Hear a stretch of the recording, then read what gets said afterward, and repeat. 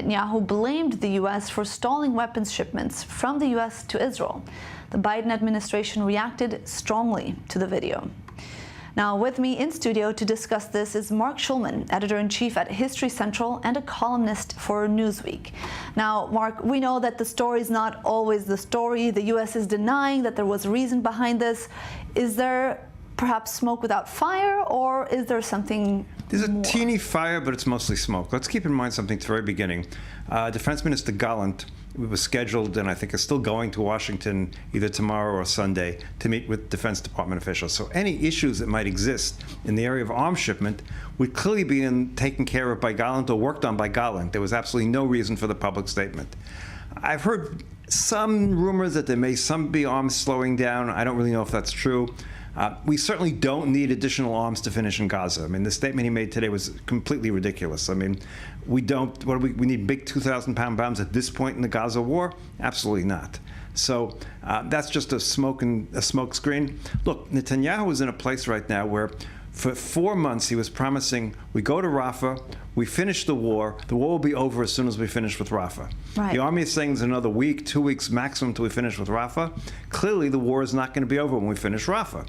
So we need a scapegoat at this point, and I think he's using the Americans as a scapegoat. I don't think it's going to work very well. He's used other scapegoats. That sounds risky at this point. It's more than risky. It's insane from Israel's standpoint. He's taking a very dangerous path. I mean, you can make the argument that he's going with, let me go with Trump, okay? I'll take an outside chance that Trump will become president, and here I'm going to be doing Still something. risky. It's incredibly risky, because leaving aside whether Trump is going to be elected or not, he will not take office until the end of January. I mean, the president of the United States is Joseph Biden until January 20th. We needed America between now and January 20th. So undermining the current president and creating an enemy of the current president makes no sense whatsoever. Right, so you're talking about Netanyahu's possible motives here. What about the U.S.? Could they be sending a message with this delay, reminding the Israelis to hold off on the north? I think there's something to that, obviously. Look, the 2,000-pound bombs were originally stopped because of the destruction they were causing to homes in Gaza, and the United States was saying that Israel shouldn't use these big bombs anymore, and it was together with another shipment of other bombs. I understand a ship full of American arms left the United States a couple of days ago heading for Israel. Ships carry an awful lot of arms in them. But yes, the United States does not want Israel to take action right now in Lebanon, because it's asking the same question it asked about Gaza. What is your strategic plan for what's going to happen? Right. And Israel is not really able to give a good plan. It's going to win the war. Well, what does that mean? And again, the same problem we have in Gaza. And the United States does not want a wider war. I mean, you can make the argument that Biden doesn't want a wider war before the election, and sure, that's absolutely true. No president of the United States wants to be dealing with wars. He already has a war in Ukraine. He's had this war. He doesn't need another headache before the November elections. But besides that, the United States, you know, the only way we're going to win that war, quote unquote, is if we have to destroy Lebanon. Lebanon is a semi-ally of the United States in some forms. The United States gives aid to Lebanon. Hezbollah. Well, Hezbollah is part of Lebanon. It gets complicated. But it's not the same. It's not exactly the same. And so you have to say, the United States wants to say, Israel's not been listening to us so much, so okay, we'll give them a little sign. We'll send the arms a little bit slower. But let's keep in mind the fact, it's not like we don't have any arms. It's not like we don't make any arms. And on top of everything else, if anyone remembers, at the very beginning of the war, Prime Minister Netanyahu said we have to have a major effort to start building explosives here in Israel. There's a worldwide shortage of explosives caused by the Ukrainian war.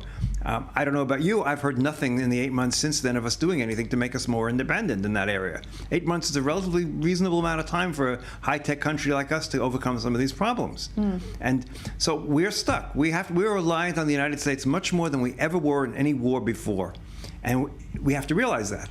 And if that's the case, we have to listen a little bit. And unfortunate, I mean, and not that I'm against the policy, but you know, we should be free to do whatever we want because we're a sovereign state, but that's not the real world. Right, and Netanyahu really presented this as him taking care of Israel's interests. Do you think that that's the case? No, I don't think he's taking care of his. He's taking care of his own personal political interests at this point. I don't see how this works to Israel's interest. Keep in mind the fact that Dermer is in Washington right now, together with Hanegbi, the National Security Advisor, and the Minister for Special Affairs.